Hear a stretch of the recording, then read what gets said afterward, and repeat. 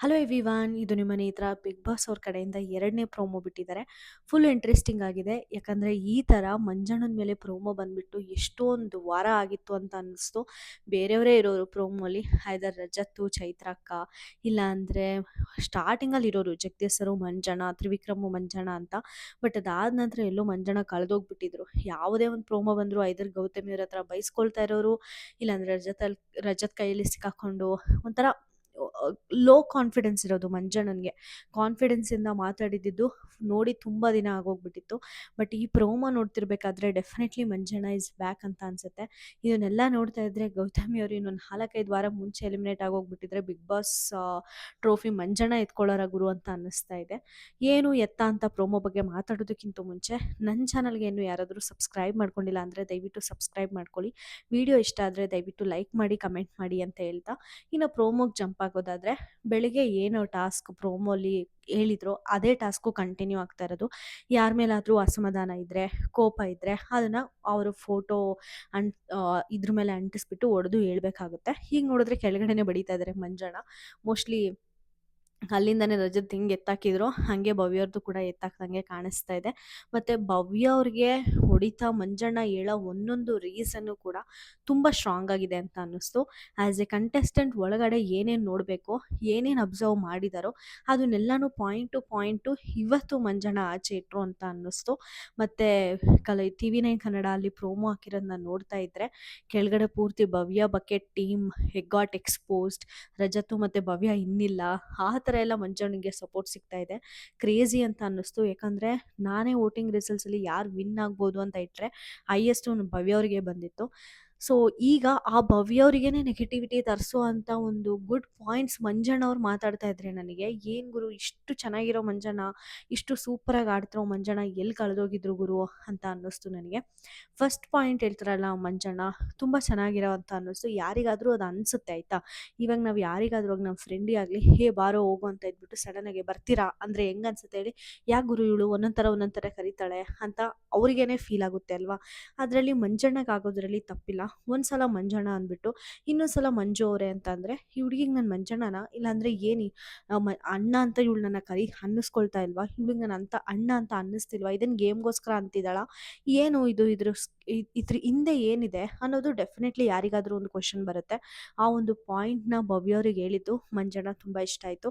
But ಅಲ್ಲಿ ಭವ್ಯ ಅವರ ವಾದ ಕರೆಕ್ಟಾಗಿ ಇರಬೇಕಾಗಿತ್ತು ಅಂತ ಅನ್ನಿಸ್ತು. ಅವ್ರಿದ್ಬಿಟ್ಟು ನಾನು ಅಣ್ಣ ಅಂತಲೇ ಅಂತೀನಿ ಅಂತ ನಾನು ಬರ್ಕೊಟ್ಟಿದ್ನ ಅಂತಾರೆ. ನಾವು ಇವಾಗ ಯಾರನ್ನಾದ್ರೂ ಫ್ರೆಂಡ್ಸ್ನಾಗಲಿ ಬೇರೆಯವ್ರನ್ನಾಗಲಿ ಮಾತಾಡಿಸ್ಬೇಕಾದ್ರೆ ನಾನು ಇನ್ಮೇಲಿಂದ ಹಿಂಗೆ ಅಂತೀನಿ ನಿನಗೆ ಅಂತ ಯಾರೂ ಬರ್ಕೊಡಲ್ಲ. ಅದು ಒಬ್ರ ಹತ್ರ ನಮಗೆ ಸಿಗೋ ಫ್ರೀಡಮ್ಮು.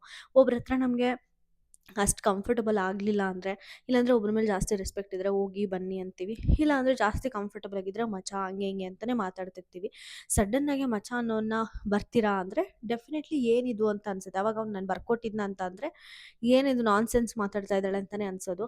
ಭವ್ಯ ಅವ್ರು ಹೇಳಿದ್ದು ಕೂಡ ನನಗೆ ಹಂಗೆ ಅನ್ನಿಸ್ತು. ನಾನೇನಾದರೂ ನಿಮಗೆ ಬರ್ಕೊಟ್ಟಿದ್ನ, ನಾನು ನಿಮ್ಮನ್ನು ಮಂಜಣ್ಣ ಅಂತಲೇ ಕರಿತೀನಿ ಅಂತ ಅಂದಿದ್ದು ಟೂ ಮಚ್ ಅಂತ ಅನ್ನಿಸ್ತು. ಕಾಮಾಗೆ ಅಲ್ಲಿ ಅವ್ರು ಏನು ಮಾತಾಡ್ತಾರೋ ಅದಕ್ಕೆ ತಕ್ಕಂತೆ ರಿವರ್ಸ್ ಆನ್ಸರ್ ಕೊಟ್ಟರೆ ಚೆನ್ನಾಗಿರುತ್ತೆ.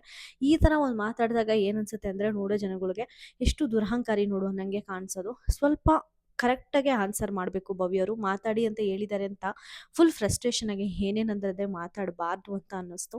ಇನ್ನು ಅದನ್ನು ಬಿಟ್ಟರೆ ಹನುಮಂತುಗೆ ಹೊಡೆದಿರೋ ಮ್ಯಾಟರು, ಹನುಮಂತುಗೆ ಭವ್ಯ ಅವ್ರು ಯಾವಾಗ ಹೊಡೆದ್ರೋ ಆಚೆ ಕೂಡ ಇದ್ರ ಬಗ್ಗೆ ಡಿಸ್ಕಷನ್ ತುಂಬ ಆಯಿತು. ಯಾಕಂದರೆ ಯಾವಾಗ ನಮ್ಮ ರಂಜಿತ್ ಅವರು ಜಗದೀಶ್ ಅವ್ರ ಮೇಲೆ ಕೈ ಮಾಡಿದ್ರೋ ಅವ್ರನ್ನ ಇಮಿಡಿಯೇಟ್ಲಿ ಮನೆಯಿಂದ ಆಚೆ ಕಳಿಸಿದ್ರು. ಬಟ್ ಭವ್ಯವ್ರನ್ನ ಮಾತ್ರ ಜೈಲಿಗೆ ಕಳಿಸಿದ್ರು. ಇದು ಯಾಕೆ, ಒಬ್ರಿಗೊಂದೊಂದು ಭೇದ ಭಾವ ಯಾಕೆ ಅನ್ನೋದು ಕೂಡ ಪಾಯಿಂಟ್ ಬರುತ್ತೆ. ಅಷ್ಟೇ ಅಲ್ಲದೆ ಚೈತ್ರಕ್ಕ ಕೂಡ ಹನುಮಂತುಗೆ ಕಾಲಲ್ಲಿ ಒದ್ದಿರ್ತಾರೆ ಅದೇ ಟಾಸ್ಕ್ ಆಡ್ತಿರ್ಬೇಕಾದ್ರೆ. ಬಟ್ ಚೈತ್ರಕ್ಕನ ಕನ್ಸಿಡರ್ ಮಾಡಲ್ಲ. ಜಸ್ಟ್ ಜೋರಾಗಿ ಏಟ್ ಬಿತ್ತು ಅನ್ನೋ ಒಂದೇ ಒಂದು ಕಾರಣಕ್ಕೋಸ್ಕರ ಭವ್ಯವ್ರನ್ನ ಜೈಲಿಗೆ ಕಳಿಸಿರ್ತಾರೆ. ಈ ಒಂದು ಪಾಯಿಂಟ್ನ ಕೂಡ ಅಲ್ಲಿ ಮಂಜಣ್ಣ ರೇಸ್ ಮಾಡೋದು ತುಂಬ ಚೆನ್ನಾಗಿ ಅನ್ನಿಸ್ತು. ಯಾಕಂದರೆ ಅಲ್ಲಿ ಭವ್ಯ ಅವ್ರು ಮಾಡಿದ್ದು ಖಂಡಿತ ತಪ್ಪು. ಅದನ್ನು ಅಡ್ರೆಸ್ ಮಾಡೋಕ್ಕೆ ಭವ್ಯವ್ರಿಗೂ ಕೂಡ ಬರಲಿಲ್ಲ. ಅದಾದ ನಂತರ 3ನೇ ಪಾಯಿಂಟ್ ಏನು ಹೇಳ್ತಾರೆ, ತ್ರಿವಿಕ್ರಮ್ನ ಯೂಸ್ ಮಾಡಿಕೊಂಡು ನೀನು ಇಲ್ಲಿವರೆಗೂ ಬಂದಿದ್ಯಾ ಅಂತ ತ್ರಿವಿಕ್ರಮೇ ಸ್ಟೇಟ್ಮೆಂಟ್ ಕೊಟ್ಟಿದ್ದಾನೆ. ಫಸ್ಟು ನೀನು ಇಂಡಿವಿಜುವಲ್ ಆಟ ಆಡು ಅಂತ ಮಂಜಣ್ಣ ಹೇಳ್ತಾರೆ. ಅದಕ್ಕೆ ಭವ್ಯ ಅವರ ಆನ್ಸರ್ ಏನಿರುತ್ತೆ ಅದು ಫುಲ್ ತದ್ವಿರುದ್ಧ ಅಂತ ಅನ್ನಿಸ್ತು. ಅವ್ರು ಏನು ಹೇಳ್ತಾರೆ ಅಂದರೆ, ನಿಮ್ಮ ಮತ್ತು ಗೌತಮಿ ವಿಚಾರಕ್ಕೆ ನಾನು ಬಂದಿದ್ದೀನ ಅಂತಾರೆ. ನೀವು ಲಾಸ್ಟ್ ವೀಕ್ ನಾಮಿನೇಷನ್ ಭವ್ಯ ಅವ್ರದ್ದು ನೋಡಿಕೊಂಡ್ರೆ ಡೆಫಿನೆಟ್ಲಿ ಮಂಜಣ್ಣಗೆ ಕೂರಿಸ್ಬಿಟ್ಟು ಗೌತಮಿನ ಕಂಟ್ರೋಲ್ ಮಾಡ್ದಂಗೆ ಅನ್ನಿಸ್ತಾ ಇದೆ. ನನಗೆ ಗೌತಮಿ ಹತ್ರನೇ ನೀವು ಕೂತು ಮಾತಾಡ್ತಿದ್ದೀರಾ, ಎಲ್ಲೋ ಕಳೆದೋಗಿದ್ದೀರಾ ಅಂತ ಅನಿಸುತ್ತೆ ಅಂತ ಡೆಫಿನೆಟ್ಲಿ ಭವ್ಯ ಅವರು ನಾಮಿನೇಷನಲ್ಲಿ ಎತ್ಕೊಂಡಿದ್ದಾರೆ. ಭವ್ಯ ಮತ್ತು ಗೌತಮಿ ಮತ್ತು ಮಂಜಣ್ಣನ ಮ್ಯಾಟರ್ನ ತುಂಬ ಸಲ ಭವ್ಯ ಅವರು ಡಿಸ್ಕಸ್ ಮಾಡಿದ್ದಾರೆ. ಬಟ್ ಇಲ್ಲಿ ಬಂದ್ಬಿಟ್ಟು ನಾನೇನಾದರೂ ಗೌತಮಿ ಮತ್ತು ನಿಮ್ಮ ವಿಚಾರಕ್ಕೆ ಬಂದಿದ್ದೀನಾ ಅಂತಾರೆ. ಸಿಕ್ಕಾಪಟ್ಟೆ ಸಲ ಗೌತಮಿ ಮತ್ತು ಮಂಜಣ್ಣ ವಿಚಾರಕ್ಕೆ ಭವ್ಯ ಅವರು ಹೋಗಿದ್ದಾರೆ. ಈ ಒಂದು ಪಾಯಿಂಟ್ನು ಕೂಡ ತಂದು ಇಲ್ಲಿ ನಾಮಿನೇಷನಲ್ಲಿ ಇಟ್ಟಿದ್ದು ಮಂಜಣ್ಣ ಕ್ರೇಜಿ ಅಂತ ಅನ್ನಿಸ್ತು. ಯಾಕಂದರೆ ಆಪೋಸಿಟ್ ಪರ್ಸನ್ ಬಾಯಿ ಮುಚ್ಚಿಸ್ತು ಅಂದರೆ ನೀವು ಮಾತಾಡ್ತಾ ಇರೋದು ಡೆಫಿನೆಟ್ಲಿ ಅಲ್ಲಿ ಒಂದು ಸ್ವಲ್ಪ ಅವ್ರದ್ದು ತಪ್ಪು ಆಗಿದೆ ಅಂತಾನೆ.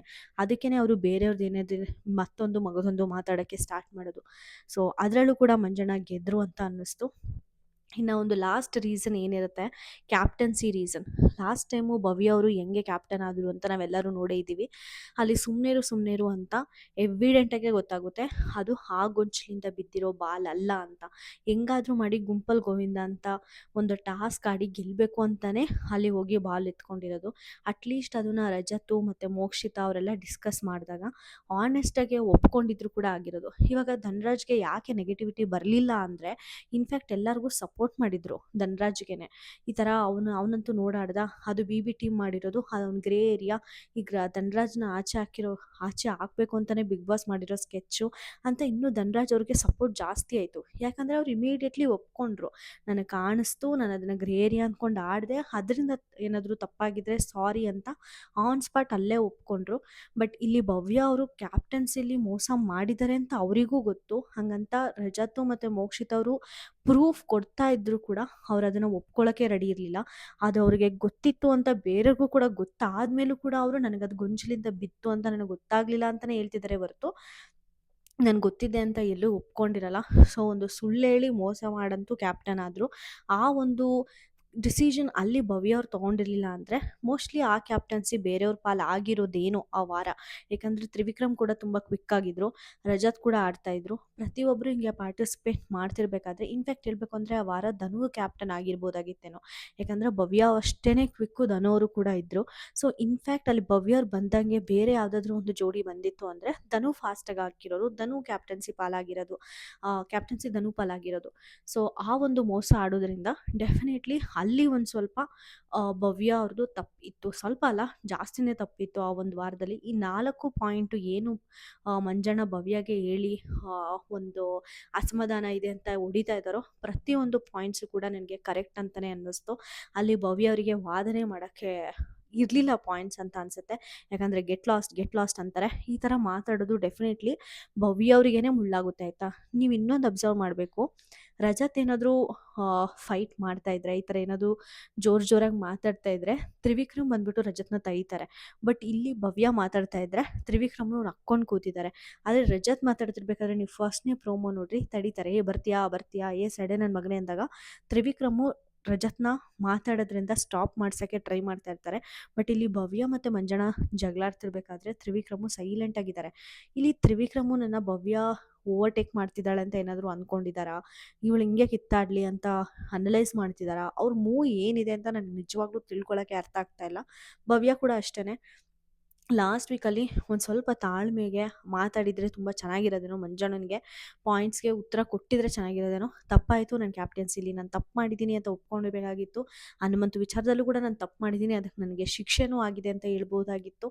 ಇನ್ನು ಫಸ್ಟ್ ಪಾಯಿಂಟ್ ಏನು ಹೇಳಿದ್ರೆ ಅಣ್ಣ ಅಂತೀರಾ ಮತ್ತು ಮಂಜು ಅವರೇ ಅಂತೀರಾ ಅಂತ ಯಾಕೆ ಅಂತೀರಾ ಅಂತ ಅಂದಾಗ ನನಗೆ ನಿಮ್ಮ ಮೇಲೆ ಬೇಜಾರಾದಾಗ ನನಗೆ ಅಣ್ಣ ಅಂತ ಕರೆಯೋಕ್ಕೆ ಇಷ್ಟ ಆಗಲ್ಲ, ಅದಕ್ಕೆ ಕರೆಯಲ್ಲ ಅಂತ ಹೇಳ್ಬೋದಾಗಿತ್ತು. ಇನ್ನು ಥರ್ಡ್ ಪಾಯಿಂಟು ತ್ರಿವಿಕ್ರಮ್ನ ಯೂಸ್ ಮಾಡಿಕೊಂಡು ಇಲ್ಲಿಗೆ ಬಂದಿದ್ಯಾ ಅಂತ ಅಂದಾಗ ಹಾಗಾದರೆ ನೀವು ಗೌತಮಿನ ಯೂಸ್ ಮಾಡ್ಕೊಂಡು ಇಲ್ಲಿಗೆ ಬಂದಿದ್ದೀರಾ ಅಂತ ಒಂದು ಅವರಿಗೆ ರಿಟರ್ನ್ ಮಾತಾಡಬೇಕೇ ಹೊರತು ಟ್ರಿಗರ್ ಆಗಿ ಗೋ ಗೆಟ್ ಲಾಸ್ಟ್ ಅಂತ ಅಂದರೆ ಡೆಫಿನೆಟ್ಲಿ ನೆಗೆಟಿವಿಟಿ ಬರೋದು ಮಾತ್ರ ಭವ್ಯ ಅವ್ರಿಗೇನೆ. ಇಲ್ಲಿ ಮಂಜಣ್ಣ ಹೈಲೈಟ್ ಆಗ್ತಿರೋದಂತೂ ತುಂಬ ಖುಷಿ ಆಗ್ತಾ ಇದೆ. ಯಾಕಂದರೆ ಈ ಮೂಮೆಂಟಲ್ಲಿ ಮಂಜಣ್ಣನಿಗೆ ಇದು ಸಿಕ್ಕಾಪಟ್ಟೆ ಬೇಕಾಗಿರೋ ಒಂದು ದಿನಗಳು ಅಂತಲೇ ಹೇಳ್ಬೋದು. ಈ ಒಂದು ಸ್ಪೀಡು ಮಂಜಣ್ಣನ ಹಿಂಗೆ ಕಂಟಿನ್ಯೂ ಆದರೆ ಡೆಫಿನೆಟ್ಲಿ ಸಿಕ್ಕಾಪಟ್ಟೆ ಇಂಪ್ಯಾಕ್ಟ್ ಅಂತೂ ವೋಟಿಂಗ್ ರಿಸಲ್ಟ್ಸಲ್ಲಿ ಮಂಜಣ್ಣನಿಗೆ ಆಗುತ್ತೆ. ನಿಮ್ಗೇನು ಅನ್ನಿಸ್ತು ಮಂಜಣ್ಣನ ಈ ಥರ ಆಟ ಅಂತ ನನಗೆ ಕಮೆಂಟ್ ಸೆಕ್ಷನಲ್ಲಿ ತಿಳಿಸಿ. ಈ ವಿಡಿಯೋ ಇಷ್ಟ ಆದರೆ ದಯವಿಟ್ಟು ಲೈಕ್, ಶೇರ್ ಆ್ಯಂಡ್ ಸಬ್ಸ್ಕ್ರೈಬ್ ಅಂತ ಹೇಳ್ತಾ ನಾನು ವಿಡಿಯೋನ ಮುಗಿಸ್ತಾ ಇದ್ದೀನಿ. Thank you so much.